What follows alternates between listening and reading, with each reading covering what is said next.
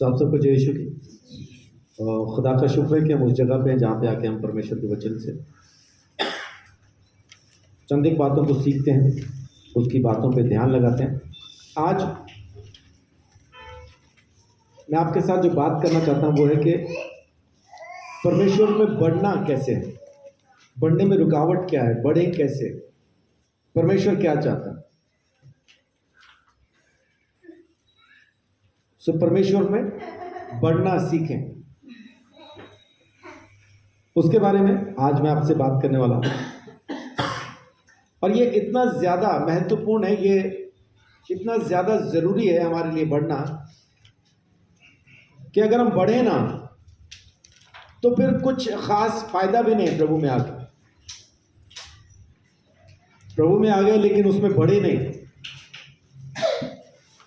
आपने अपने घर के अंदर एक बेल लगाई, किसी भी चीज़ की लगा लीजिए। मान लीजिए कि आपने अंगूर की बेल लगाई। अब अंगूर की बेल लगाई आपने, उसने जड़ पकड़ ली, बेल हरी है लेकिन दिक्कत क्या है कि बढ़ नहीं रही। हरी तो है लेकिन बढ़ती नहीं, उसमें फल लगता नहीं। तो उस बेल का क्या करेंगे फिर आप? कब तक उसको अपने आंगन में उस क्यारी के अंदर रहने देंगे उस बेल को? साल, 2 साल, 3 साल, 5 साल, कितनी देर रहने देंगे?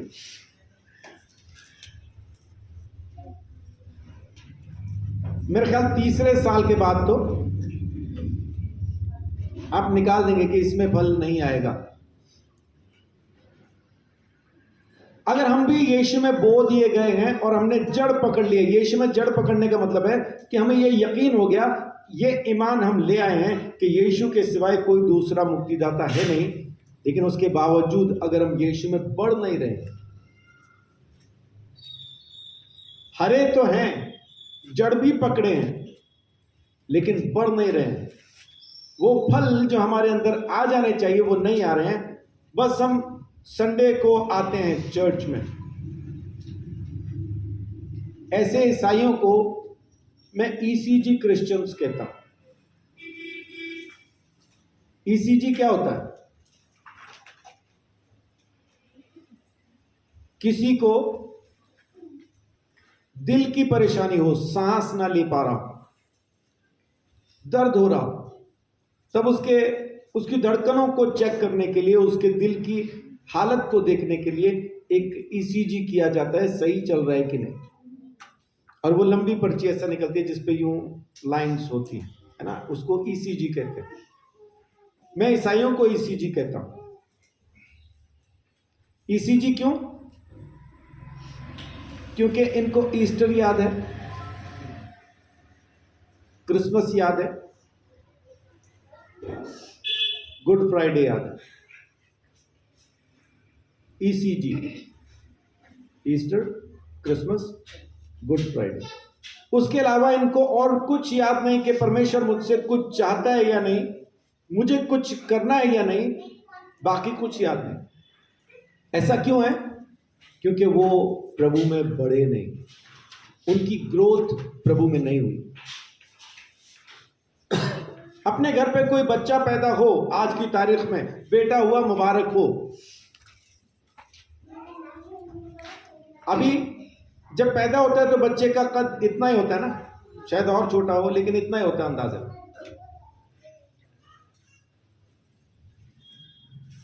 अभी 5 साल का हो गया, इतना ही है। 10 साल का हो गया, इतना ही है। 20 साल का हो गया, इतना ही है। अब ये बेटा खुशी का कारण है या परेशानी का कारण है? अब ये बेटा खुशी का कारण नहीं रहा। खुशी तब थी जब पैदा हुआ था। जैसे हम यीशु में आते हैं, उस जमाने के अंदर जब यीशु में आते हैं ना नए नए, क्या खुशी होती है हमारे अंदर कि हमने सच्चे परमेश्वर को पा लिया, जिंदा खुदा को हमने हासिल कर लिया, क्या आनंद होता है, अलग ही एक खुशी होती है। जमीन पे पांव नहीं लग रहे होते ना, आजकल पांव जमीन पे नहीं लगते, माने वो दौर ऐसा होता है।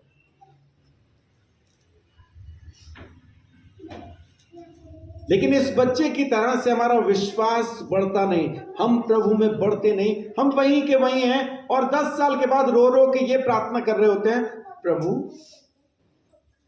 10 साल हो गया, चर्च में भी आते हैं, प्रार्थना में भी आते हैं, दुआ भी करते हैं, बाइबल भी पढ़ते हैं, उपवास भी करते हैं, लेकिन कुछ नहीं होता, कुछ होगा भी नहीं। क्यों? क्योंकि विश्वास उतना ही है जितना पैदा हुआ था, वो बढ़ा नहीं। आपने विश्वास को बढ़ाने के लिए कौन से विटामिन लिए हैं, कौन सी एक्सरसाइज की है, कौन से ऐसे काम किए कि आपका विश्वास बढ़ा हो? अगर हमने कुछ नहीं किया आज तक तो दिक्कत नहीं, आज सीख लेते हैं, आज करते हैं। अपने विश्वास को बड़ा कीजिए, प्रभु यीशु मसीह के अंदर बढ़ जाइए, परमेश्वर में खड़े हो जाइए। वो अनुग्रहकारी है, वो आपको खड़ा करना चाहता है, आपको बढ़ा देना चाहता है, बस आपको बढ़ना है ना। थोड़ी देर पहले बात चल रही थी अवेलेबिलिटी की, तो आपको वहां होना है जब वो आवाज दे, वो करना है जो करने के लिए कहे, और वो छोड़ देना है जो वो मना करे। क्यों, क्या, कहां, ये नहीं होता है। और बहुत बार हम चीजों को पता क्यों नहीं छोड़ते, हम चीजों को इसलिए नहीं छोड़ते क्योंकि हमारे पास कहने के लिए होता है, वो भी तो करता है, वो भी तो करती है, वो भी तो चर्च में आते हैं, अगर मैं कर रहा हूं तो कौन सी मैं कोई ऐसी अलग से कोई चीज कर रहा हूं।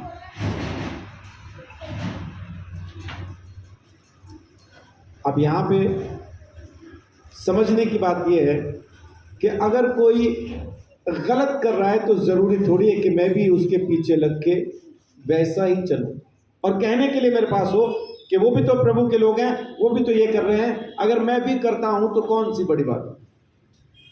बहुत बार ये कह के हम चीजों को नहीं छोड़ते, दूसरों को दिखाते हैं, और ये आदत हम में शुरू से है, पहले दौर से। सबसे पहला इंसान और उसकी बीवी, जब वो पेड़ों के पीछे छुपे थे तो क्या कहा परमेश्वर ने? आदम कहता है मैं पेड़ों में छुप गया था, झाड़ियों में छुप गया था तेरी आवाज सुन के, क्योंकि मैं नंगा था। परमेश्वर ने पूछा तुझे किसने बताया कि तू नंगा था? कहीं तूने वो फल तो नहीं खा लिया? परमेश्वर अब उससे सुनना चाहता है, उसको क्या पता नहीं कि खा चुका है? परमेश्वर उससे सुनना चाहता है कि ये क्या कहेगा। आदम का जवाब क्या अल्टीमेट जवाब है ना, गलती मेरी नहीं है तेरी है, परमेश्वर को कह रहा आदम। क्या कह रहा आदम परमेश्वर को? वो औरत जो तूने मुझे दी है उसने खिलाया तो खाया, ना देता तो मैं थोड़ी खा रहा था। मैंने गलती खुदा की है, उसने औरत दी, उस औरत ने उसको वो फल दिया तो इसने खा लिया। औरत ना देता परमेश्वर, ये अकेला ही होता तो मैं तो कभी भी नहीं खा रहा था, इतने सालों से हूं तो यहां कब खाया पहले। औरत से पूछा, उसका भी जवाब, सांप ने बहका दिया तो खाया। मतलब दोनों में से कोई मानने को तैयार नहीं कि मैंने गलती की है। आज भी हम परमेश्वर के सामने कभी कभी अपनी गलती को मानने के लिए तैयार नहीं होते, बल्कि वापस परमेश्वर को बता रहे होते हैं वो भी तो कर रहा है, वो भी तो कर रही है, लिस्ट बताते हैं उसको, इतने सारे लोग कर रहे हैं तो उनको भी तो संभाले है। और फिर ऊपर से अपने आप को तसल्ली देने के लिए ये भी कहते हैं कि जब मैं प्रार्थना करता हूं तो चमत्कार भी तो होते हैं, तो परमेश्वर तो मेरे साथ अब भी है। सुने कि खुदा क्या कह रहा है। अगर बढ़ना है आपको परमेश्वर में तो उसकी सुनना शुरू कीजिए, अपनी सुनाना बंद कर दीजिए। वो आपकी नहीं सुनना चाहता, वो आपसे ये सुनना चाहता है कि आप कहोगे क्या, उसकी आज्ञा को मानने के लिए आपके मन के अंदर क्या है। व्यवस्था विवरण 8 अध्याय के अंदर जब आप पढ़ोगे तो आपको बार बार मिलेगा, स्मरण कर, स्मरण कर, स्मरण कर, स्मरण कर। और उसकी दूसरी आयत जब आप पढ़ोगे तो वहां पे आपको ये पढ़ने के लिए मिलता है कि परीक्षा में डालने का कारण भी है। परमेश्वर परीक्षा में इसलिए डाल देता है ताकि जांच के ये परख सके कि मेरे मन में क्या है। एक बार पढ़ ही दीजिए तो। और स्मरण रख कि तेरा परमेश्वर यहोवा उन 40 वर्षों में तुझे सारे जंगल के मार्ग में से इसलिए ले आया है कि वह तुझे नम्र बनाए और तेरी परीक्षा करके यह जान ले कि तेरे मन में क्या क्या है। परीक्षा के समय हमारे मन में क्या है हम उसको निकाल देते हैं। तेरे मन में क्या क्या है परमेश्वर जानना चाहता है, और कि तू उसकी आज्ञाओं का पालन करेगा या नहीं, ये परमेश्वर जानना चाहता है। इस वजह से ये दुख तकलीफ बीमारी परेशानियां जो कुछ भी हमारी जिंदगी में बना हुआ है इसी वजह से बना हुआ है, क्योंकि परमेश्वर जानना चाहता है मेरे मन में क्या है और मैं उसकी आज्ञा को मानूंगा या नहीं। हम कारण बताते हैं आज्ञा न मानने के। पासी माफ तो मैं कर दूं, लेकिन अब जहां पे माफ के साथ लेकिन लगा है ना, तो इसका मतलब है मैं करना नहीं चाहता। लेकिन नहीं, दशमांश तो मैं निकाल दूं, लेकिन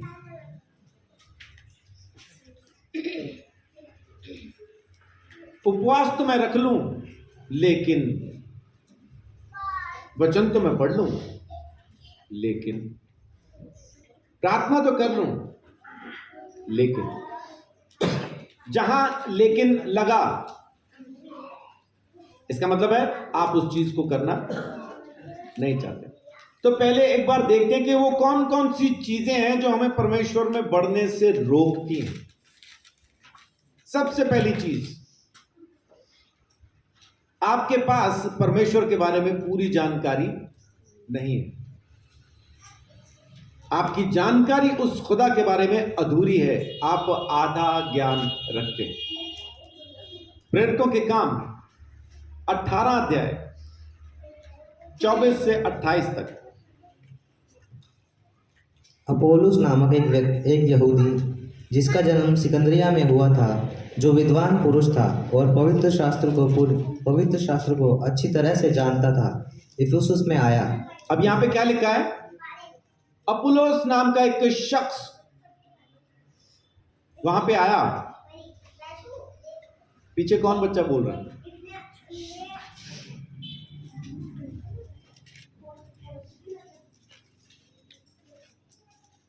वो वहां पे आया और उसके बारे में क्या लिखा है कि वो वचन को बहुत अच्छे से जानता था।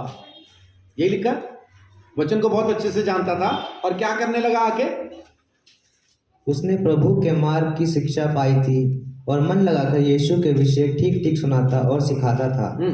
परंतु वह केवल यूहन्ना के बपतिस्मा की बात जानता था। क्या लिखा है? यीशु के बारे में बिल्कुल ठीक ठीक सिखाता था, लेकिन बपतिस्मे के बारे में सिर्फ यूहन्ना के लिए ही जानता था।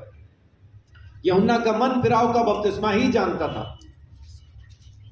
आज जो हमने बपतिस्मा लिया है, मन फिराव का नहीं लिया है। हमने यीशु मसीह की मौत का बपतिस्मा लिया। ये हम जानते हैं, इतना पता है हमें कि हमने यीशु मसीह की मौत का बपतिस्मा लिया है। हमने मन फिराव का बपतिस्मा नहीं लिया। हम यीशु मसीह के साथ मारे गए हैं, गाड़े गए हैं, और जैसा वो मुर्दों में से जी उठा और जब हम पानी से बाहर आए तो हमने भी वैसा ही नया जीवन पाया है।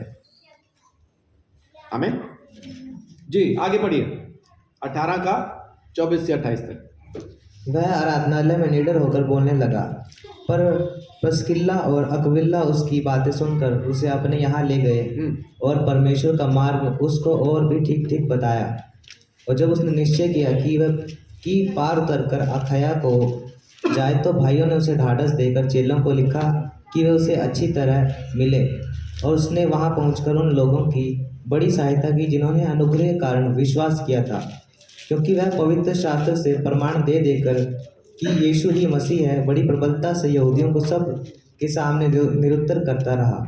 आमीन। अब यहाँ पे क्या लिखा है कि उसको पता था यीशु मसीह के बारे में, और यीशु मसीह की शिक्षा भी ठीक ठीक देता था, लेकिन बपतिस्मे के बारे में नहीं जानता था।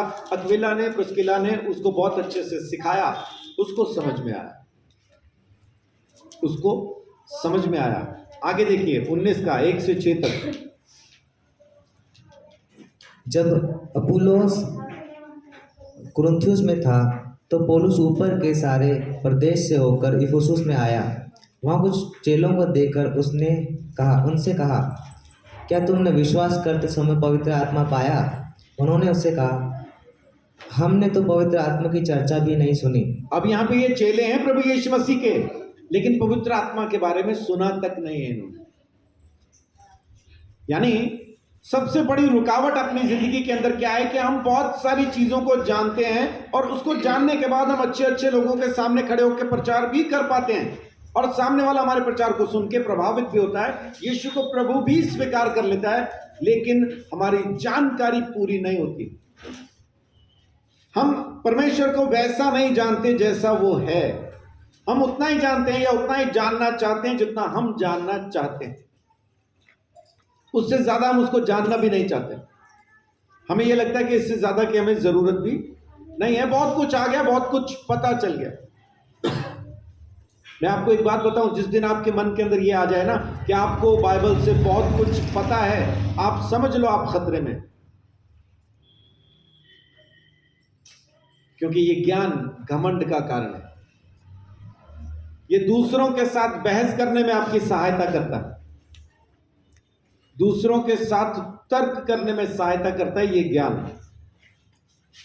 लेकिन असल ज्ञान क्या है? परमेश्वर को जानना, उस खुदा को पहचान लेना, वो असल ज्ञान है।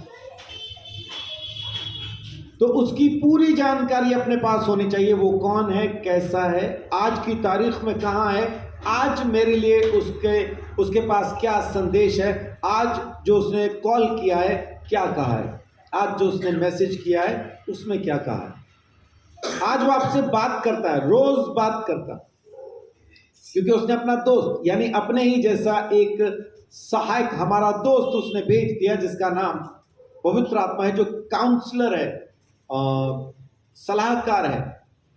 किस रास्ते पे चलना, क्या करना क्या नहीं करना की सलाह पवित्र आत्मा हमें देता है, आज उसने भेज दिया। तो उसके वचन की बहुत अच्छे से जानकारी न होना ये रुकावट है हमारे विश्वास में बढ़ने के लिए। इसलिए कोशिश करें जितना हो सके आप उसको जान पाओ।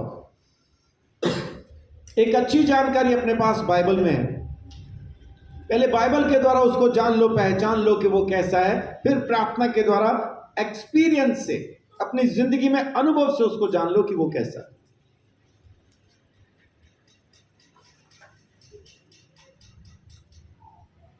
ये जो अपर्याप्त, थोड़ी कम वाली जानकारी है, इनएडिक्वेट कहते हैं जिसको, मतलब ये पूरी नहीं है, ये पूरी जानकारी नहीं है, ये हमें रोकती है उस खुदा में बढ़ने से। और दूसरी चीज जो हमें परमेश्वर के सत्य में, उसके ज्ञान की सच्चाई में बढ़ने से रोकता है, वो है डॉक्ट्रिनल, जो सैद्धांतिक, एक हमारे पास डॉक्ट्रिनल को क्या कहेंगे हिंदी में? डॉक्ट्रिन माने सिद्धांत, सैद्धांतिक। अब इसको हिंदी में कैसे समझे? माने एक ऐसी शिक्षा कि यही सच है। जैसे बहुत सारी गलत डॉक्ट्रिन्स हैं जिससे कहते हैं कि शनिवार को अगर आप चर्च नहीं लगाओगे तो स्वर्ग नहीं जाओगे, सफेद कपड़े नहीं पहनोगे, जैसे आज मैंने पहन रखे हैं बाय चांस, सफेद कपड़े नहीं पहनोगे तो स्वर्ग नहीं जाओगे। जेवर पहनोगे, मुझे तो खैर आदत नहीं है पहनने की,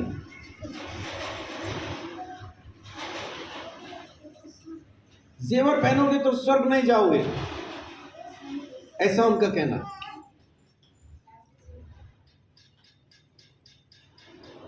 यहोवा विटनेस, अभी तो एक नया सिस्टम आ गया है, माता परमेश्वर, चीन में पैदा हुई, चाइनीज। अभी खाली पूरी दुनिया के अंदर चाइनीज सामान सप्लाई नहीं हो रहा, यीशु भी हो रहा है,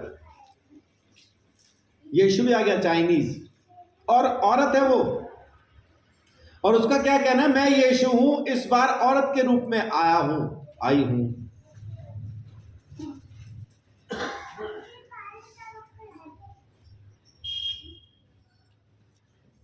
उनमें जो मिल जाता है, अगर उनको वो छोड़ना चाहे तो मारते हैं उसको। वो बचपन में होता था ना, किसी की चीज ले ली फिर बच्चे वापस नहीं करते थे, तो जब वो कहता था मेरी चीज दे, तो फिर वो बोलते थे ABC, पहला क्यों देती सी। अभी माता परमेश्वर वालों का वही है, आ गए हो तो जाना नहीं।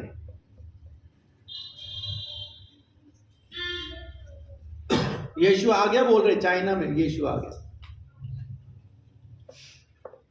कोरिया के अंदर एक चर्च है, उनका क्या कहना है कि जितनी भी दृष्टांत प्रभु यीशु मसीह ने बोले बाइबल के अंदर, आज तक उनका जो अर्थ हुआ है गलत हुआ है। हमारे पास्टर के ऊपर परमेश्वर ने अनुग्रह किया है, असल अर्थ क्या है हमारे पास्टर पे प्रकट किया है। और जो इन दृष्टांतों को नहीं मानेगा, जो इन शिक्षाओं पे नहीं चलेगा, परमेश्वर के राज्य में नहीं जाएगा। ये सिद्धांत है अलग अलग संस्था के। सिर्फ यीशु के नाम से अगर बपतिस्मा नहीं लोगे तो तुम्हारा उद्धार नहीं होगा। आप मुझे ईमानदारी से बताएं, क्या उद्धार पाने के लिए आपको बपतिस्मा चाहिए या यीशु मसीह के लहू से आप खरीदे गए? लेकिन लोग इन डॉक्ट्रिन्स के द्वारा, इन सिद्धांतों के द्वारा आपको परमेश्वर के सत्य से दूर लेके जाते हैं, दूर लेके जाते हैं।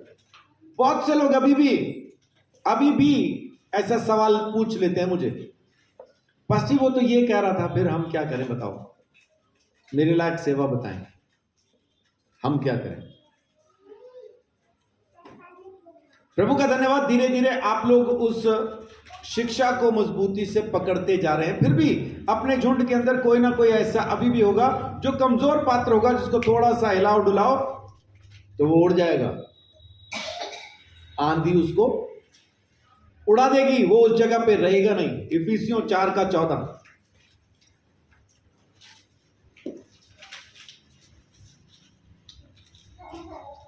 ताकि हम आगे को बालक ना रहें, जो मनुष्य की ठग विद्या और चतुराई से उनके भ्रम की युक्तियों के और उपदेश के हर एक झोंके से उछाले और इधर उधर घुमाए जाते हो।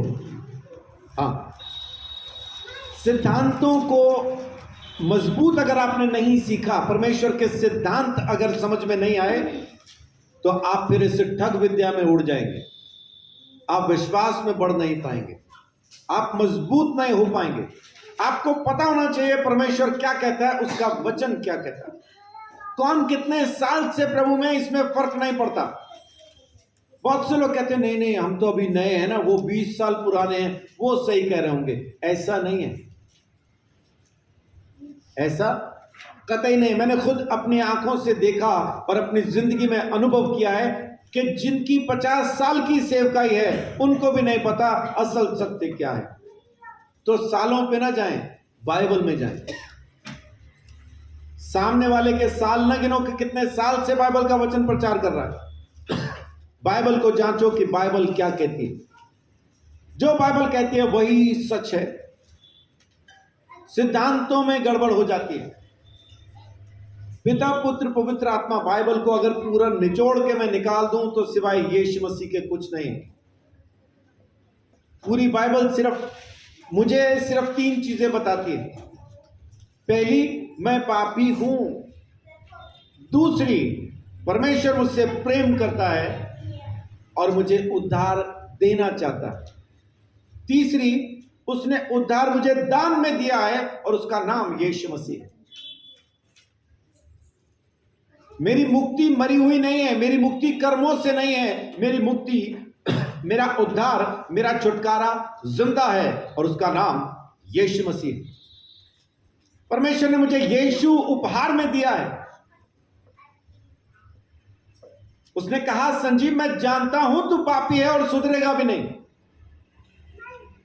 तेरे लिए मैं अपने बेटे को कुर्बान करता हूं, बस उसकी कुर्बानी पे यकीन कर, मैं तुझे अपनी संतान होने का अधिकार दूंगा। और यीशु मसीह ने भी अपनी मर्जी से कहा मैं खून दे रहा हूं ताकि तुझे खरीदा जा सके। उसने मेरा दाम चुका दिया, बस अब मुझे इन तमाम चीजों पे ईमान लाना है, यकीन करना है, विश्वास करना है। सारा सिद्धांत यीशु है, यीशु के सिवाय कुछ भी नहीं। कोई भी सिद्धांत जब आपको आपके कर्मों के साथ जोड़ने की कोशिश करे, शनिवार को मानो, माने आपका कर्म है, नहीं मानोगे तो नहीं जाओगे। यीशु के नाम से बपतिस्मा लो, माने आपका कर्म है, अगर आप नहीं लोगे तो नहीं जाओगे। ऐसा जितनी भी डॉक्ट्रिन्स हैं जिसमें आपके कर्म जोड़ दिए गए और कहा गया अगर ये नहीं मानोगे तो नहीं जाओगे, वो सब डॉक्ट्रिन्स गलत हैं, झूठ है, फालतू और बकवास हैं। स्वर्ग जाने का सिर्फ एक रास्ता, नाम है यीशु। यीशु पर विश्वास करो, उसकी उस कुर्बानी, उसके मरने पे, उसके जी उठने पे ईमान लेके आए, उद्धार हो गया, हो जाएगा नहीं, हो गया। अभी मैं एक चीज पे स्टडी कर रहा हूं, अभी मेरे को क्लियर हो जाए तो फिर मैं आप लोगों के साथ वो भी शेयर करूंगा कि जब विश्वासी मरता है तो जाता कहां है। पहले मैं कुछ और सोचता था, लेकिन अभी कुछ बदला है मेरी सोच में। कंफर्म हो जाए फिर बताता हूं। अभी बताना अधूरा ज्ञान है, तो अधूरा ज्ञान मैं बांटता भी नहीं जब तक मुझे पक्का ना पता चले। आज तक मेरा क्या मानना था कि जो विश्वास में जाता है वो भी अधोलोक में ही जाता है, लेकिन अब्राहम की गोद में, और वहीं पे अधोलोक के अंदर 2 हिस्से हैं और वहीं पे जाते हैं। लेकिन अभी थोड़ा सा कुछ बदला, बाइबल मुझे कंफर्म कर दे, मैं आपको भी सिखाऊंगा। तो कोई भी डॉक्ट्रिन, कोई भी सिद्धांत जो आपको आपके कर्मों से जोड़ता हो, उसमें नहीं जाना। तो आपके विश्वास को कमजोर कर देगा, आपको विश्वास में बढ़ने नहीं देगा। उद्धार का कारण सिर्फ यीशु। और तीसरी चीज जो हमें परमेश्वर के अनुग्रह में, उसके विश्वास में, उसके ज्ञान में बढ़ने से रोकती है, वो है हमारी आपस की जलन, आपसी झगड़े।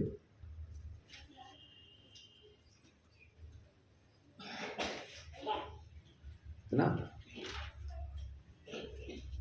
पहले होता है 13 मुखड़ा सूरजमुखी, है ना? पहले ऐसा ही होता है, 13 मुखड़ा सूरजमुखी। फिर कुछ दिन के बाद 13 मुखड़ा सूरजमुखी, मैं तुझसे दुखी तू मुझसे दुखी।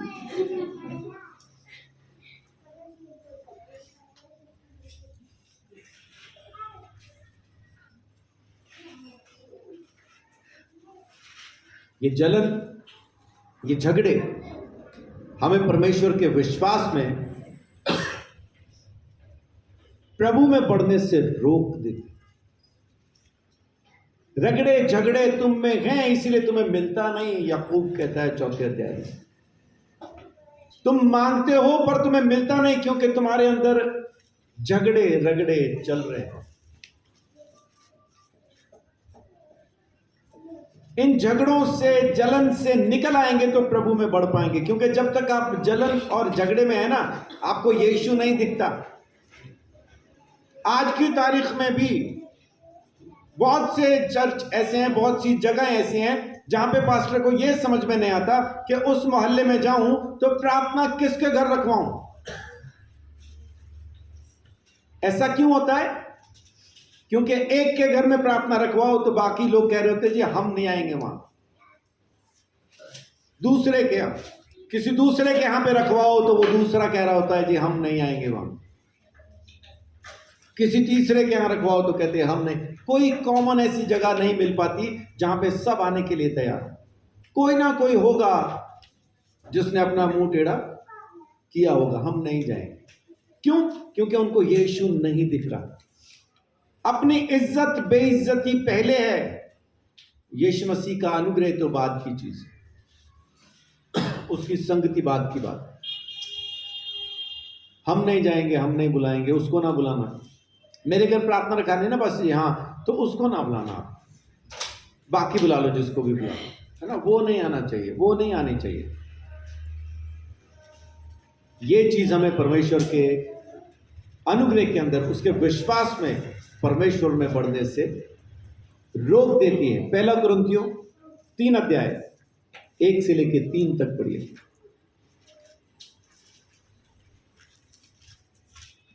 क्या हम फिर अपनी बड़ाई करने लगे, या हमें अन्य लोगों के समान सिफारिश की पत्रियां तुम्हारे पास लानी या तुमसे लेनी है?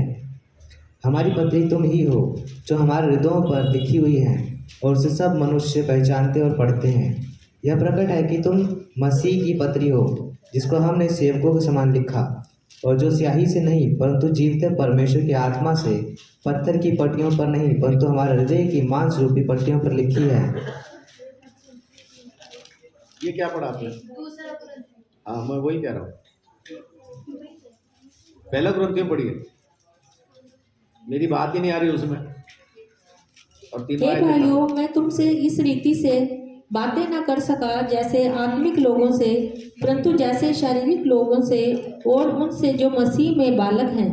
मैंने तुम्हें दूध पिलाया, अन्न न खिलाया, क्योंकि तुम उसको नहीं खा सकते थे, वरन अब तक भी नहीं खा सकते हो, क्योंकि अब तक शारीरिक हो।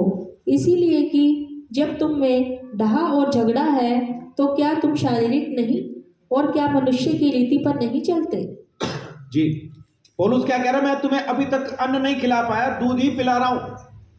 मैं तुम्हें परमेश्वर की पूरी सच्ची शिक्षा अभी तक नहीं दे पाया, ऊपर ऊपर की बातें ही बता पाया हूं। तुम अब तक भी उसको नहीं समझ सकते। क्यों? क्योंकि तुम्हारे अंदर झगड़े, जलन अभी भी बाकी है। कितना ही कोशिश कर लीजिए, अगर आपके अंदर जलन और झगड़ा अभी बाकी है, तो परमेश्वर का वचन आपके अंदर काम करेगा नहीं।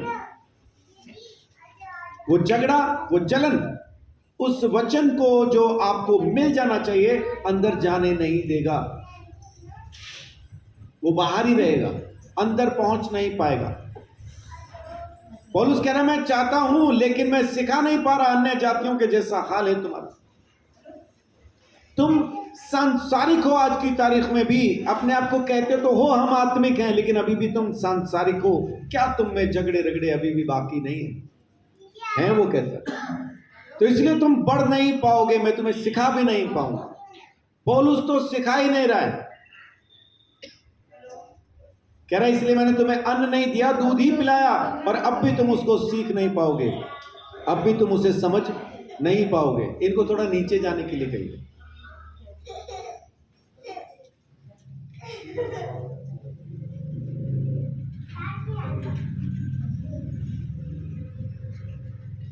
हमारे झगड़े रगड़े, हमारी जलन, हमारी नफरत हमें परमेश्वर में बढ़ने नहीं देती। और खास तौर से मियां बीवी के अंदर अगर झगड़ा है, तो बाइबल इस बारे में कहती है कि झगड़ालू बीवी के साथ रहने से ज्यादा अच्छा है कि इंसान जंगल में रहे, क्योंकि झगड़ा करने वाली बीवी टपकती हुई छत के समान है। पता नहीं आज की तारीख में टपकती हुई छत किसी को याद भी है कि नहीं। मुझे अच्छे से याद है, आसाम में जो मैं रहा 15-20 दिन, वहां जिस घर में मैंने किराया दे के वो मकान लिया था, जिस घर में मैं रहा करता था, वो जितना वो रोशनदान बना हुआ है ना, कोने पे उतनी छत नहीं थी उसकी, और बारिश वहां पे तो 15-20 मिनट बाद होती है। तो जब बारिश होती थी मेरे कमरे में भी होती थी। वहां मुझे बहुत अच्छे से समझ में आया झगड़ा करने वाली बीवी कैसी होती। आपकी छत टपक रही हो, यहां मग्गा रखा हुआ, वहां बाल्टी रखी हुई, उधर पतीला रखा हुआ, इधर परात रखी हुई, और सब में गिर रहा है, टुप्पो टुप्पो टुप्पो टुप्पो, सब में गिर रहा है। तो हालात कैसे हैं घर के? आप रहना पसंद नहीं करेंगे वहां। जिस घर के अंदर मियां बीवी में झगड़ा है, लाख दुआएं कर लो, जब तक दोनों मिलकर प्रार्थना नहीं करेंगे, प्रार्थना घर के अंदर काम नहीं करेगी। यकीन ना हो तो पढ़िए पहला पत्रस 3:7।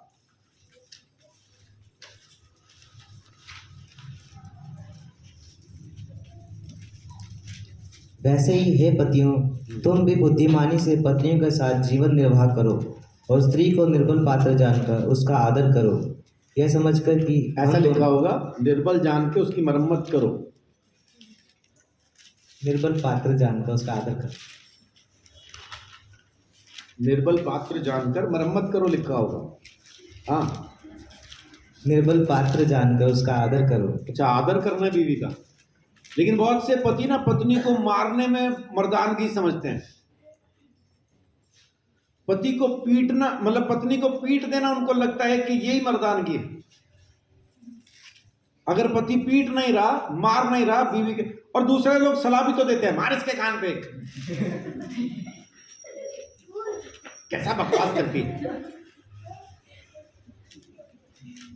और बाकी कोई सलाह माने ना माने, ये वाली तुरंत मानता हो। बाद में बेशक बंद कमरे में पाँव में पड़ा हो, एक बार माफ कर, दोबारा नहीं मारूंगा, एक बार बहन बन गई।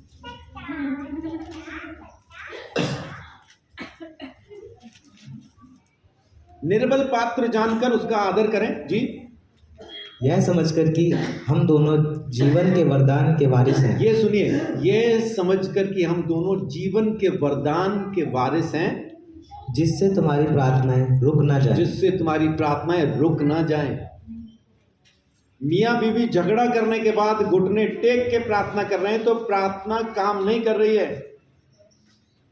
क्योंकि दोनों जीवन के वरदान के वारिस हैं। दोनों मिलके जब प्रार्थना करेंगे तब प्रार्थना काम करेगी। दोनों का मुंह तो मुक्के जैसा बना हुआ है। कह रहे हालेलुया, अंदर कुछ और है।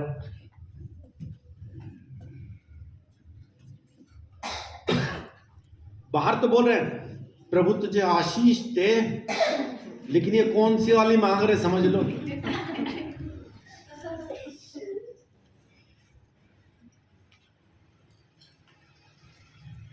है ना, पूरी बात कहने के बाद ये थोड़ा सा ना, ये आत्मिक लोगों की पहचान है।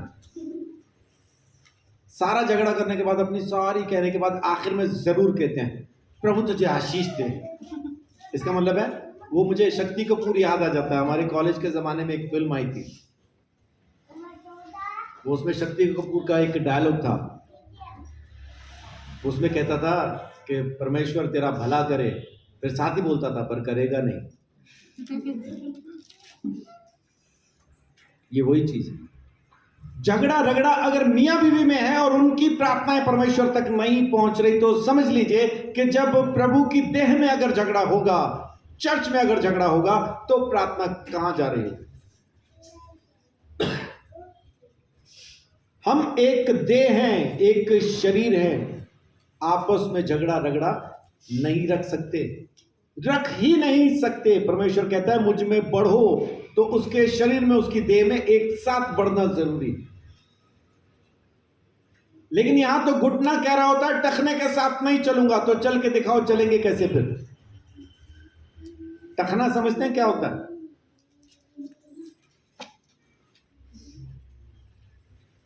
ये जो पांव के पास ये है ना, जिसको हम पंजाबी में गिट्टा कह देते हैं, ये टखना होता है ना। टखना ये है,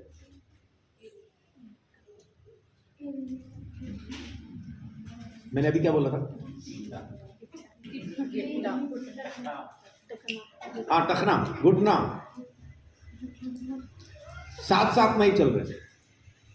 या यूं कहिए कि टांग कहती है मैं तो जाऊंगी, टांग ने कहा मैं तो जाऊंगी, लेकिन पैर कह रहा मैं नहीं जा रहा,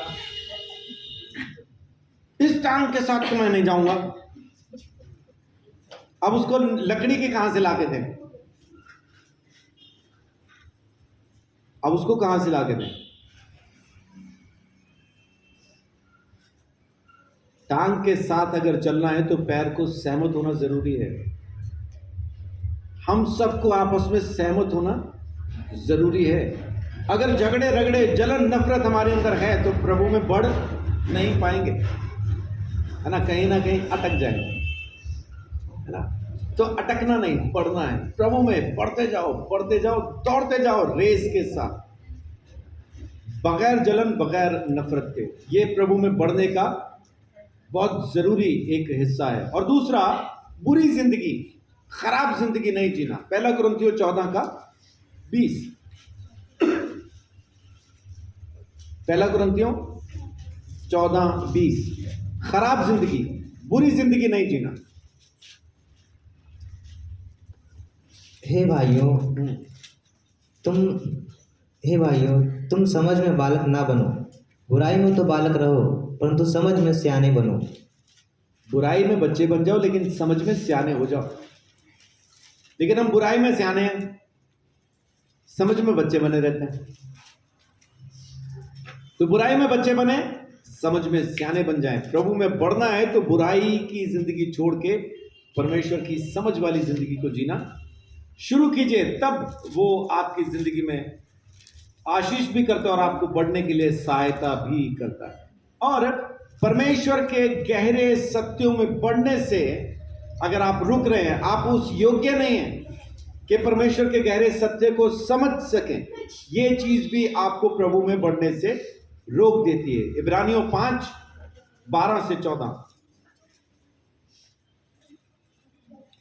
समय के विचार से तो तुम्हें गुरु हो जाना चाहिए था, हाँ, तो भी ये अवश्य हो गया है कि कोई तुम्हें परमेश्वर के वचनों की आदि शिक्षा फिर से सिखाए। आदि शिक्षा फिर से सिखाए बोल रहा है। हाँ जी, तुम तो ऐसे हो गए हो कि तुम्हें अन्न के बदले अब तक दूध ही चाहिए, हाँ, क्योंकि दूध पीने वाले बच्चे को तो धर्म के वचन की पहचान नहीं होती क्योंकि वह बालक है, पर अन्न सियानों के लिए है जिनकी ज्ञानेंद्रियां अभ्यास करते करते भले बुरे में भेद करने में निपुण हो गई हैं। जिनकी ज्ञान इंद्रियां अभ्यास करते करते भले और बुरे में भेद करने में निपुण हो गई हैं। तो परमेश्वर के गहरे सत्य को समझने के अगर हम योग्य नहीं हैं तो ये चीजें भी हमें परमेश्वर में बढ़ने से रोकती हैं। हम बढ़ नहीं पाते, आगे नहीं जा पाते, अटक जाते हैं, रुक जाते हैं। तो ये कुछ बातें, मेरा ख्याल 5 बातें मैंने आपको बताई जो प्रभु में बढ़ने से आपको रोकती हैं।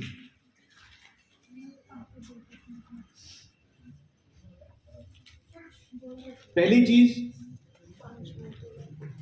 आपको ज्ञान पूरा नहीं, अधूरा ज्ञान।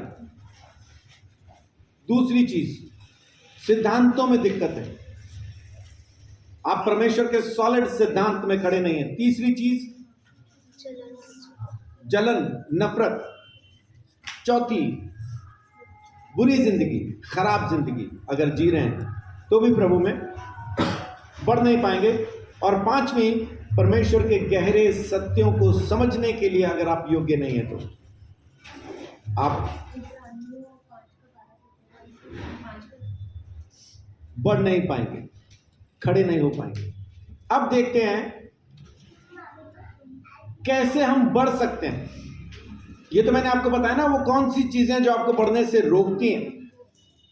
तो अब ये देखते हैं कि वो कौन सी चीजें जो हमें बढ़ाती हैं, प्रभु में खड़ा करेंगी, हमें प्रभु में आगे बढ़ाएंगी। पहली चीज, परमेश्वर के वचन का अध्ययन, परमेश्वर के वचन को पढ़ना, सीखना। पहला पतरस 2 अध्याय 1 से लेकर 3 तक। पहला पतरस 2 अध्याय 1 से 3। इसलिए सब प्रकार का बैर भाव और छल और कपट और डाह और निंदा को दूर करके नए जन्मे हुए बच्चों के समान निर्मल आत्मिक दूध की लालसा करो, ताकि उसके द्वारा उद्धार पाने के लिए बढ़ते जाओ, क्योंकि तुमने प्रभु की कृपा का स्वाद चख लिया है। उसके पास आकर जिससे मनुष्य ने तो निकम्मा ठहराया, परंतु परमेश्वर का निकट चुना हुआ और बहुमूल्य जीवता पत्थर है। आमीन। तो सबसे पहली चीज क्या करें? नए पैदा हुए बच्चे की तरह दूध की लालसा रखो, यानी वचन को ऐसा ही चाहो जैसा नया पैदा हुआ, अभी पैदा हुआ बच्चा जैसे दूध चाहता, वैसा ही परमेश्वर के वचन को चाहो। आपको सोते जागते उठते बैठते बस वचन का ख्याल होना चाहिए। वचन में क्या लिखा है, वचन क्या कहता है, परमेश्वर मुझे क्या कह रहा है, क्या सिखाना चाहता है, बस यही ख्याल हो, यही ख्याल। अगर यह ख्याल हमारे अंदर अभी नहीं है तो इसका मतलब है कि अभी मैं परमेश्वर के वचन को सीखना नहीं चाहता, मैं परमेश्वर को जानना नहीं चाहता, मैं परमेश्वर में बढ़ना नहीं चाहता। तो बढ़ेंगे कैसे? वचन को पढ़ के। जितना ज्यादा हो सके उतना इसको खाएं, पिएं, हजम कर जाएं, बढ़ते चले जाएं। दूसरी बात, परमेश्वर के बारे में अपनी जानकारी को बढ़ाएं, अपनी जानकारी को बढ़ाएं। By increasing our knowledge of God, परमेश्वर के बारे में अपने ज्ञान को बढ़ाने से हम परमेश्वर में बढ़ जाएंगे। कुलूसियों पहला अध्याय उसकी 10 आयत, कुलूसियों 1:10।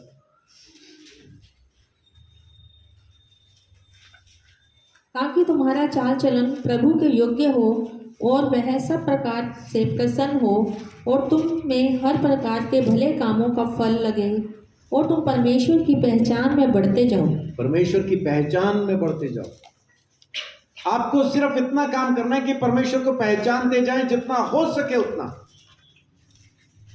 हम वचनों के द्वारा मुझे क्या करना है, मुझे क्या करना है, हम ज्यादा वो सोचते हैं। आप वचन जब पढ़ें तो जितना हो सके ये सोचें कि परमेश्वर कैसा है, परमेश्वर कैसा है, उसकी जानकारी लीजिए वचन से, उसकी पहचान में बढ़ते जाओ। लेकिन बढ़ेंगे कैसे? उसकी बातों को मान के, भले बुरे काम, जो कुछ वो कहता है हमें करने के लिए वो करें, जो कहता है छोड़ देने के लिए छोड़ें। जब आप उसकी बातों को सुनना मानना शुरू करेंगे तब आप उसको जान पाएंगे वो असल में कैसा है। जब तक आप उसकी बातों को मानेंगे नहीं, आपको समझ में भी नहीं आएगा कि परमेश्वर कैसा है। उसको जानना शुरू कीजिए, उसकी पहचान में बढ़ते जाइए, ये बहुत जरूरी है। और तीसरी बात, अपने विश्वास को गहरा कीजिए, अपने विश्वास को गहरा कीजिए। आप जितने गहरे विश्वास में जाएंगे उतना चीजें आसान हो जाएंगी, उतना ही चीजें आसान हो जाएंगी। इफिसियों 4 अध्याय उसकी 13 आयत, कोई बता सकता है मुझे बगैर पढ़े? अच्छा नहीं, वो फिलिपियों, इफिसियों 4:13। जब तक कि हम सबके सब विशाल और परमेश्वर के पुत्र की पहचान में एक ना हो जाएं और एक सिद्ध मनुष्य ना बन जाएं और मसीह के पूरे डील डोल तक ना बढ़ जाएं। हाँ, क्या बोल रहे हैं? जब तक हम परमेश्वर के साथ एक ना हो जाएं, यीशु मसीह के साथ एक ना हो जाएं, और यीशु मसीह के कद तक, उसके डील डोल तक हम भी जब तक न बढ़ जाएं। क्या हम भी यीशु मसीह के विश्वास के कद के जितने कद में आ सकते हैं? जितना यीशु मसीह का विश्वास था, क्या हमारा भी वो विश्वास हो सकता है? वो कहता है पहाड़ को कह उखड़ जाएगा, तो क्या हमारे कहने पे भी पहाड़ उखड़ जाएगा? हाँ जी, उखड़ जाएगा। हम उखाड़ते कुछ भी नहीं।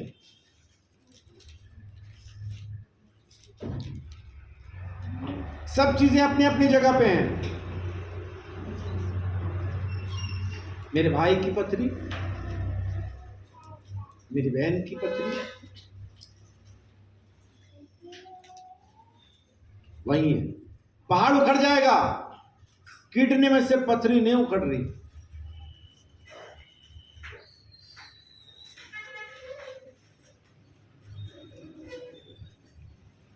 क्या हम भी वो किडनी के अंदर वो जो इतना बड़ा पहाड़ है उसको उखाड़ सकते हैं? उखाड़ सकते हैं। क्यों नहीं उखाड़ रहे?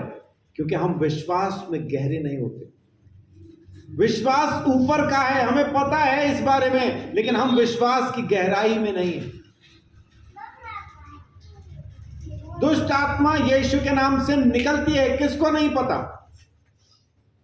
यहां कोई बैठा है ऐसा जिसको ये नहीं पता कि दुष्ट आत्मा यीशु के नाम से निकल जाती है? सबको पता है ना, लेकिन निकाल रहा है कोई? निकाल नहीं रहा कोई। हमारे साथ वाले कमरे में दुष्ट आत्मा होती है, और जब कोई विश्वासी आए तो हम उसको क्या कह रहे होते हैं? मैं बहुत परेशान हूं इससे। जब देखो शोर मचाती रहती है, जब देखो टक्करें मारती है, जब देखो चिल्लाती रहती है। क्या हुआ? दुष्ट आत्मा है इसमें, तो जाओ निकाल दो। नहीं, हम क्यों जाएं? हम क्यों जाएं?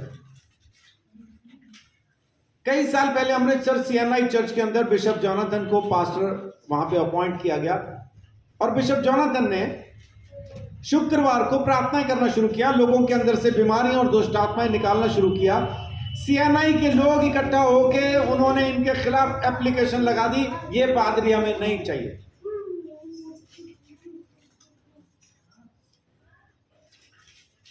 बिशप ने बुलाया, सीएनआई के बिशप ने बिशप जोनाथन को बुलाया और उनको पूछते हैं, उनको कहते हैं कि हम आपको यहां से हटाएंगे, दूसरे चर्च में भेजेंगे। बिशप ने पूछा मुझे क्यों हटाएंगे, क्यों भेजेंगे दूसरी जगह? बोलते हैं आप यहां दुष्टात्मा निकालते हो। तो बिशप जोनाथन ने कहा ये तो यीशु ने कहा निकालने के लिए। बोले नहीं, यहां नहीं निकालनी। बोल रहे क्यों? कहते क्योंकि जितने आसपास क्रिश्चियन रहते हैं सीएनआई के, उन्होंने हमें कंप्लेंट की है, उनका कहना है ये तो दुष्ट आत्माएं निकाल देते हैं, दुष्ट आत्माएं हमें आके तंग करती हैं। ये ईसीजी क्रिश्चियन है।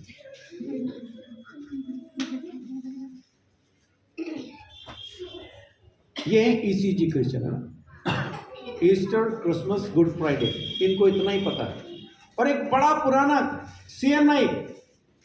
सीएनआई का पुराना शख्स मेरे डैडी को एक बार बोल रहा था, चौधरी साहब इस बार तो एक छुट्टी मर गई। उन्होंने पूछा वो कैसे? तो बोल रहे थे इस बार ना ईस्टर संडे को ही आ गया।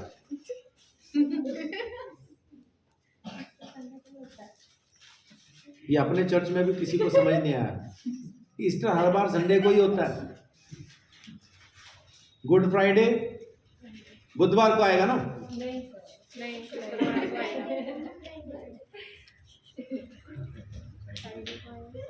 गुड फ्राइडे माने शुक्रवार को यीशु मसीह सूली पे चढ़ के मरता है, तो तीसरे दिन जी उठा ना, तो वो आना ही संडे को है। और ये पुराना बुजुर्ग क्रिश्चियन है जो बोल रहा है छुट्टी मर गई, इस बार तो ईस्टर संडे को आ गया। ये तो इनकी पहचान है परमेश्वर के साथ, ये पहचान है इनकी। आपकी क्या पहचान है? आप कितना जानते हो उस परमेश्वर को? जितना हो सके अपने विश्वास को गहरा कीजिए, अपने विश्वास को गहरा कीजिए। विश्वास को गहरा कैसे करेंगे? यीशु मसीह ने एक दृष्टांत सुनाया।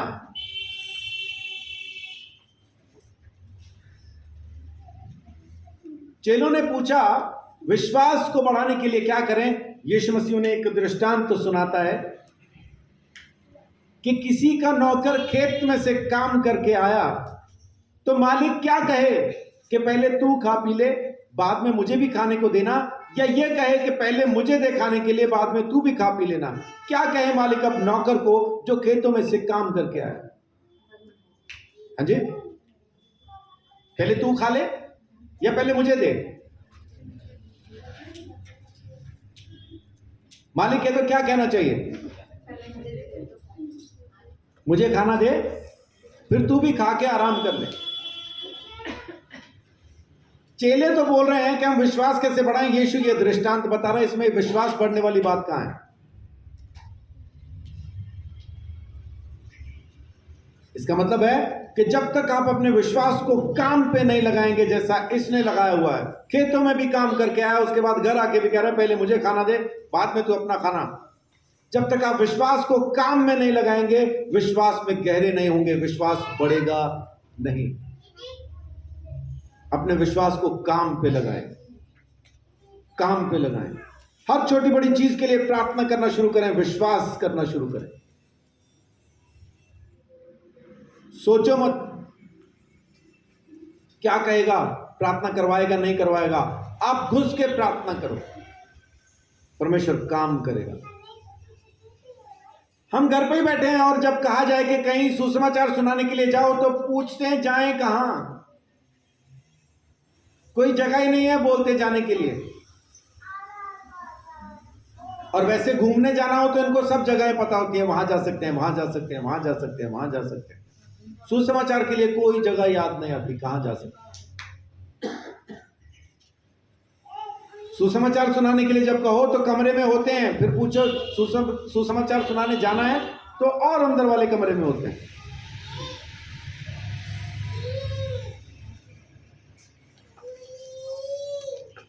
अपने विश्वास को काम पे लगाएं तब वो गहरा होगा।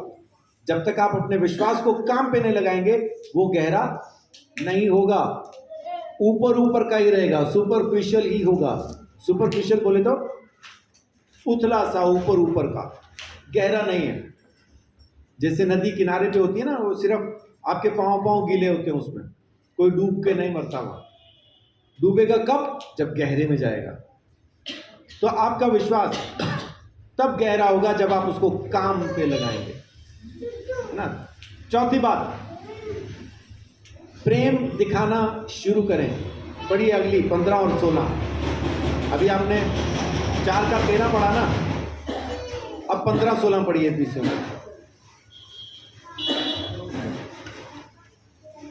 वरन प्रेम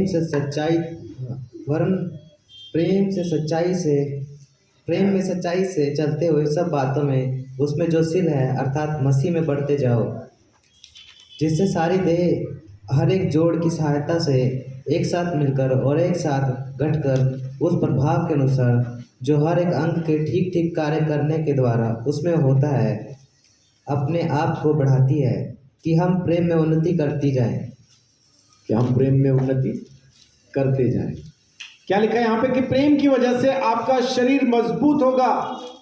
शरीर मजबूत होगा माने परमेश्वर की देह यानी कलीसिया एक साथ बढ़ पाएगी। अगर आप प्रेम रखते हैं तो, और प्रेम किनसे रखना है? उनसे जिनको देखते ही आपका मुंह बन जाता है। ये फिर आ गया, उनसे प्रेम रखना। आजकल तो पूछा जाता है शादी से पहले लड़की को ना, क्या क्या बना लेती हैं? तो कहती है अभी तो मुंह ही बना लेती हूं, बाकी देखते हैं। तो ये मुंह बनाना छोड़िए, आपस में प्रेम करेंगे तो बढ़ पाएंगे। प्रेम नहीं है तो बढ़ नहीं पाएंगे। वही रगड़े झगड़े वाली बात दोबारा से आती है। लेकिन बढ़ना कैसे है? प्रेम के द्वारा। सास को बहू से प्रेम नहीं, बहू को सास से प्रेम नहीं। सास का मन करता है कब इसको मैं जहर दे दूं, बहू का मन करता है चूल्हे में यही ना लगा दूं।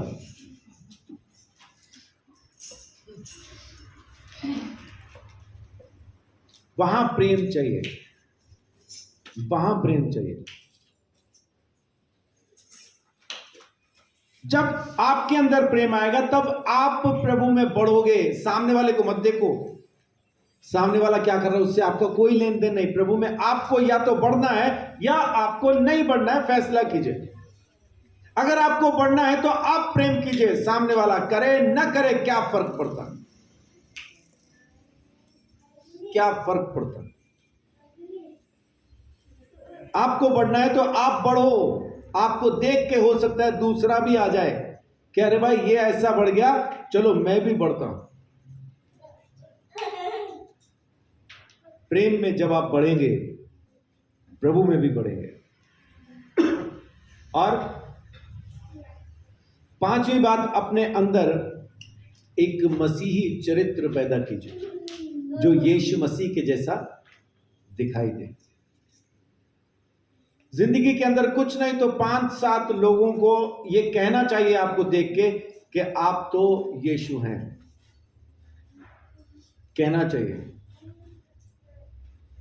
हमें आप में यीशु दिखाई देता है। ज्यादा ना कहें, 5 लोग तो जरूर ऐसा होने चाहिए पूरी जिंदगी के अंदर कि आपको कहें देख के कि मुझे आप में यीशु दिखाई देता। दूसरा पत्रस पहला अध्याय 5 से लेके 8 तक। इसी कारण तुम सब प्रकार का यत्न करके अपने विश्वास पर सद्गुण और सद्गुण पर समझ और समझ पर संयम और संयम पर धीरज और धीरज पर भक्ति और भक्ति पर भाईचारे की प्रीति और भाईचारे की प्रीति पर प्रेम बढ़ाते जाओ। जी, ये है मसीही चरित्र जो आपको बढ़ाना है। दूसरा पत्रस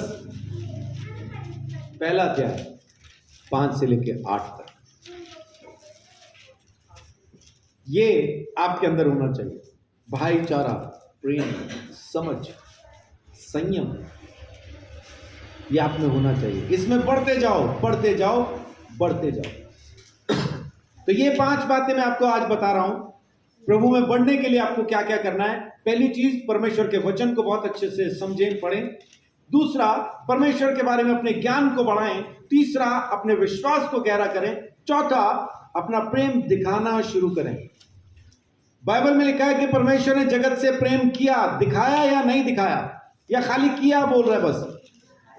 कैसे दिखाया? अपना इकलौता पुत्र दे दिया, दिखा दिया, मैं देखो तुमसे प्रेम करता हूं और अपना बेटा तुम्हारे लिए कुर्बान कर रहा हूं। और अगर आप भी कहें कि जी हम तो कलीसिया से प्रेम करते हैं, तो दिखाना जरूरी है। जब तक आप अपना प्रेम दिखाएंगे नहीं, सामने वाले को समझ में नहीं आएगा। मियां बीवी का रिश्ता, 15 साल से शादीशुदा है, साथ में रहते हैं, 15 साल बाद भी बीवी पड़ोसियों के पास बैठ के रो रही होती है, बहन सच्चा प्यार नहीं मिला। ये जो 4 पैदा हुए गमले में लगे थे,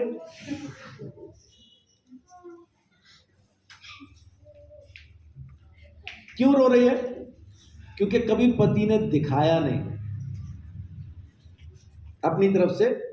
और दिखाने के लिए क्या, कोई बहुत बड़ी तोप ला के नहीं दिखानी होती। चॉकलेट, एक फूल, कोई चीज उसने की तो उसमें कह दिया ये आपने बहुत अच्छा किया, वेरी गुड, बस इतना ही है। इतने में ही खुश है वो। हमारे पास उतना भी टाइम नहीं होता। अगर वो कह भी देना ए जी, पड़ोसी ने अपनी बीवी को चॉकलेट ला के दिए, वो इस उम्मीद से कहती है मुझे भी ला के, अब पति उसी टाइम दे देता, बच्चा है तू, चॉकलेट खानी, रोटी बना ले जल्दी, मैंने जाना है, खत्म।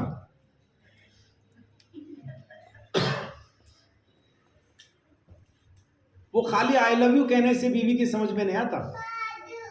कुछ चीजें उसको दिखानी पड़ती हैं, तब समझ में आएगा। और फिर वो एक बार ऐसा करो, है ना, 3 महीने में एक चॉकलेट, अगले 3 महीने तक सब पड़ोसियों को बताती रहती मेरा पति मुझे प्यार ही बहुत करता है, चॉकलेट ला के दी, 10 रुपए की आती है, इतने में 3 महीने निकल गए आपके।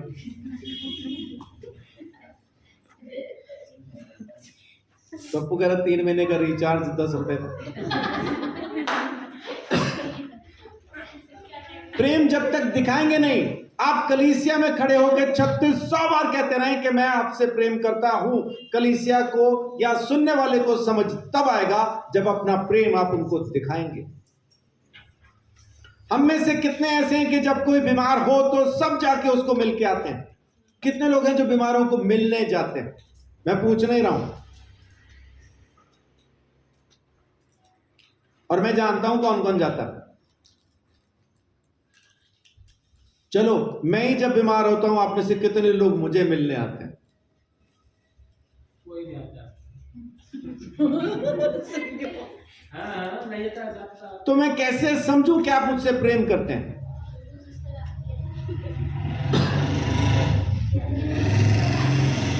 जो आते हैं उनके बारे में तो मुझे भी पता है, मैं नाम नहीं गिनवा रहे हैं कौन आता है कौन नहीं आता है। एक सवाल है कि आप कितनों के पास जा रहे हैं? आप कहते तो हैं हम आपस में प्रेम करते हैं, लेकिन जा रहे हैं कि नहीं? किसी को जरूरत पड़ती है तो आप में कितना मन है उसको देने का, कितनी इच्छा होती है कि मैं भी उसको दे दूं ताकि उसकी जरूरत पूरी हो जाए। और ये हमारी आपस की कलीसिया की बात है, ये बाहर की बात नहीं करते, अपनी बात है।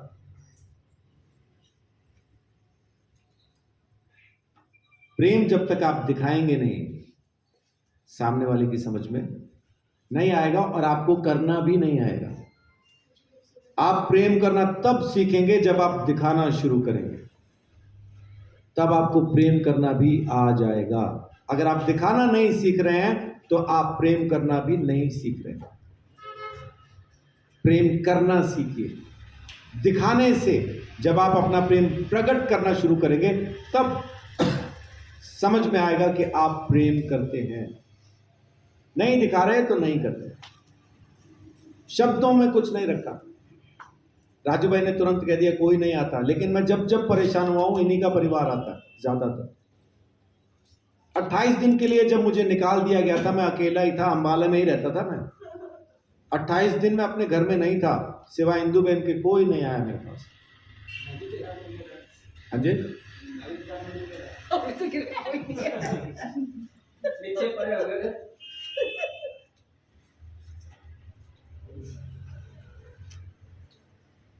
ये चीजें याद रह जाती हैं, कभी कहो ना कहो लेकिन याद रहती हैं। आपके बारे में ऐसा किसको याद है कि जब कोई नहीं था तब आप थे? ऐसा किसको याद है? और इन्होंने नाम गिनाने शुरू कर दिए तो मुझे बोलना पड़ा, नहीं तो मैं ऐसा नहीं बोलता है ना। राजू भाई को अब भी याद है कि मैं नीचे ही पड़ा हुआ, मेरे पास सोने के लिए चारपाई भी नहीं थी, जिसने मुझे अपने घर में रखा हुआ था, मैं फर्श पे सोया हुआ था, वो बेड पे था। 27 दिन आप ही के शहर में था। इंदु बहन ने पूछा पास्टर कैसे, मैंने बोला बिल्कुल ठीक हूं। तब भी मुझे वो पैसे दे के गए थे। मैंने बोला नहीं जरूरत नहीं किसी चीज की। बोल रहे नहीं पास्टर फिर भी कुछ चाहिए होगा। मुझे याद है इंदु बहन से मैं लड़ भी पड़ता हूं, इनकी बहुत सारी चीजें मैं मानता थोड़ी हूं। ये बहुत कुछ कहती है, नहीं मानता मैं, लेकिन वो जो चीजें हैं वो मुझे याद है, ऐसा नहीं मैं भूल गया। आप भी नहीं भूलेंगे जब आपके पास कोई आएगा, और वो भी नहीं भूलेगा जब आप उसके पास जाओगे। वो कहे ना कहे उसको याद होगा, उसको याद होगा। प्रेम दिखाना शुरू करें तब आपके अंदर प्रेम पैदा होगा, दिखाएंगे नहीं तो पैदा भी नहीं होगा, वो खाली ऊपर की बात है। और परमेश्वर खुद चाहता है कि हम बढ़ें। तीसरी बात इस चीज में जो मैं कहना चाहता हूं, पहला बढ़ने में रोकने वाली चीजें, दूसरा बढ़े कैसे, और तीसरा परमेश्वर खुद चाहता है कि हम बढ़ें, फल भी लेके आए। वचन संहिता पहला अध्याय 1 से लेकर 3 तक।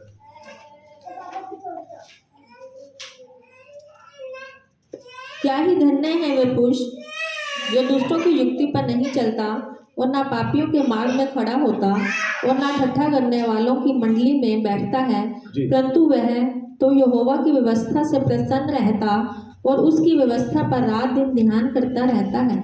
वह उस वृक्ष के समान है जो बहती नालियों के किनारे लगाए गए हैं और अपनी ऋतु में फलता है, आमीन। और जिसके पत्ते कभी मुरझाते नहीं। इसीलिए जो कुछ वह पुरुष करे वह सफल होता है। आमीन।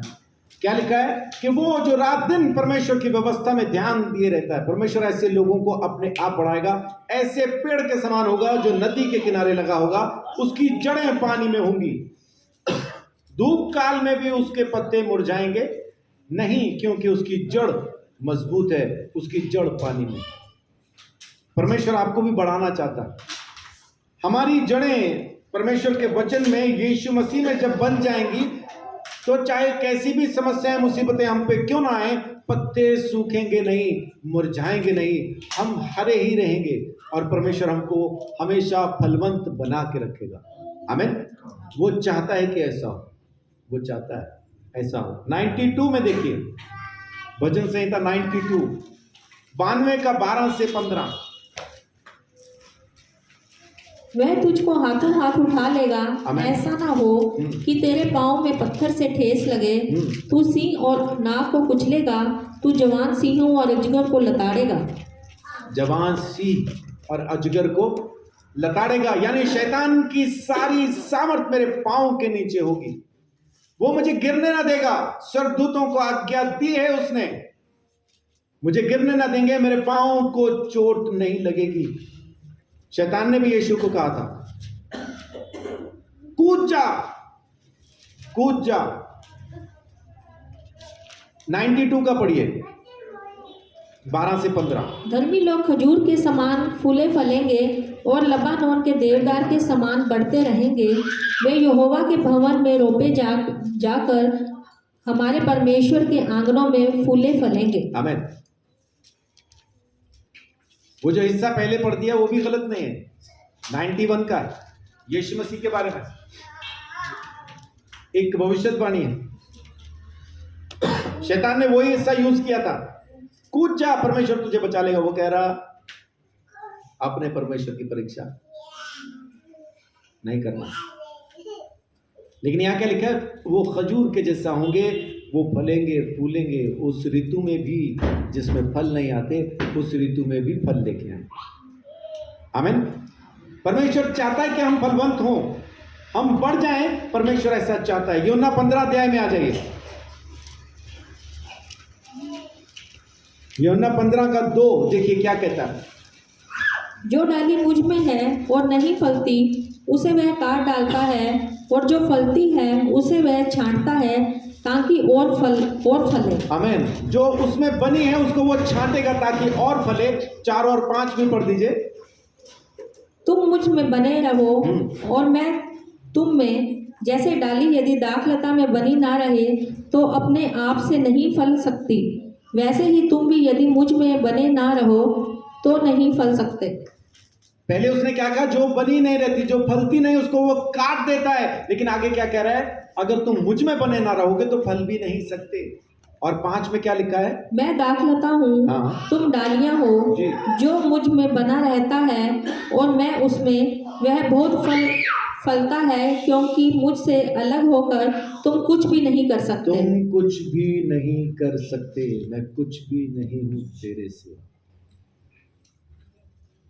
अगर हम यीशु में नहीं है तो कुछ नहीं कर सकते।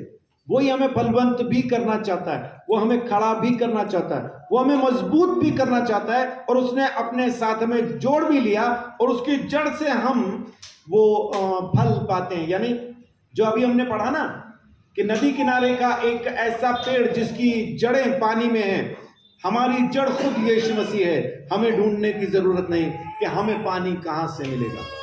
हम तो बस उस बेल की एक डाली बन गए हैं। हमें सारी खुराक उस जड़ से अपने आप आती है।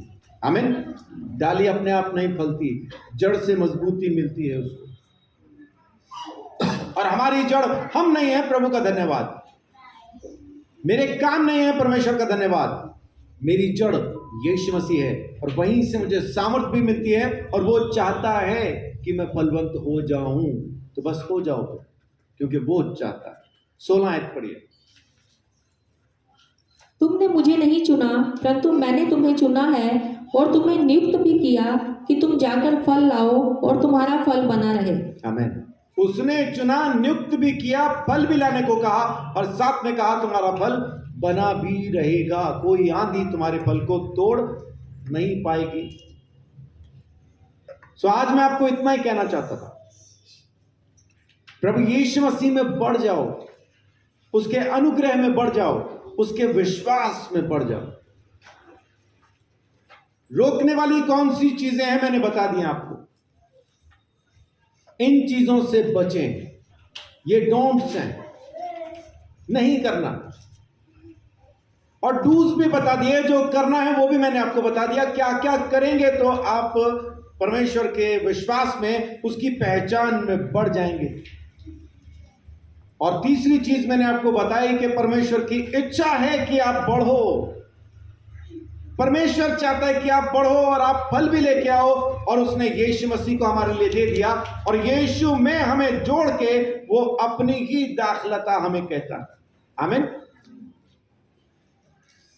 पहली आयत में क्या लिखा है 15 की?